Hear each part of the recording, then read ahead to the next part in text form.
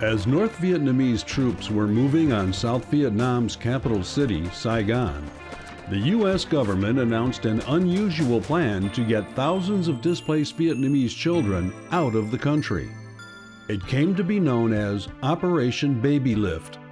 On April 4, 1975, the first flight took off for the United States just a few weeks before the fall of Saigon, but shortly into the flight, a malfunction forced the pilot to crash land the C-5 cargo plane into a nearby rice paddy.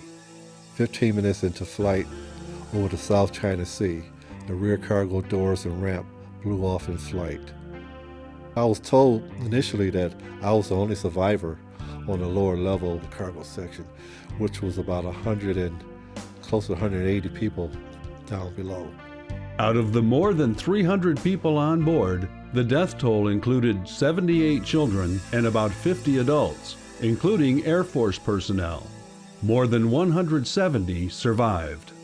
The C-5A Galaxy plane crash was investigated, and it was determined that faulty locks on the rear cargo doors did not completely lock. Normally, the locks latch together like this. 2 or 3 of the latches didn't get closed completely, and the higher we got in altitude, the more pressure built, and it was determined that the faulty locks in the rear cargo doors caused the crash. In 2012, on Veterans Day, I finally fulfilled my dream of writing my book, Fragile Delivery.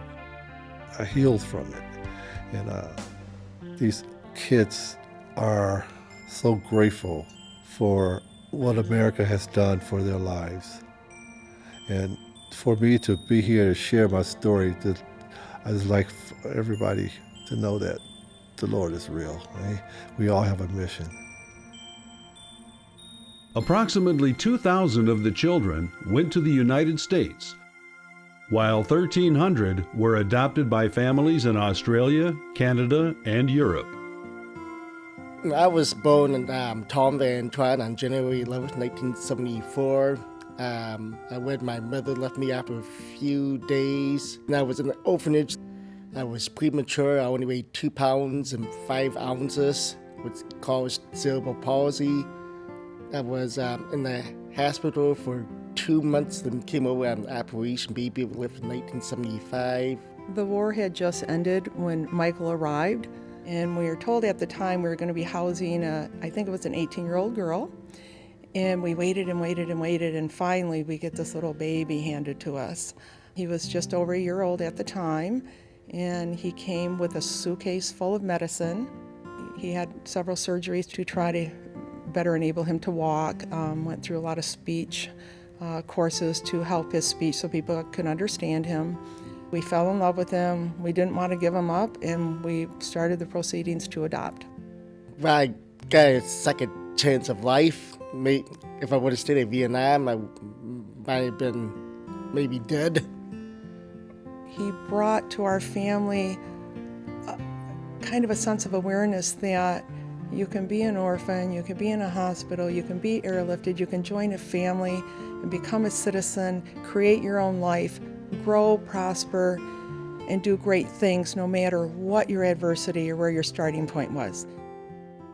I'm very thankful to be a citizen because I learned to love this country. I think I appreciate freedom more than probably most other people. The Vietnam War was associated with obviously a lot of sadness, but out of that sadness came the brightest spot, brightest star our family could have ever experienced. We're just so grateful he came into our lives and changed it, and he's always been our star.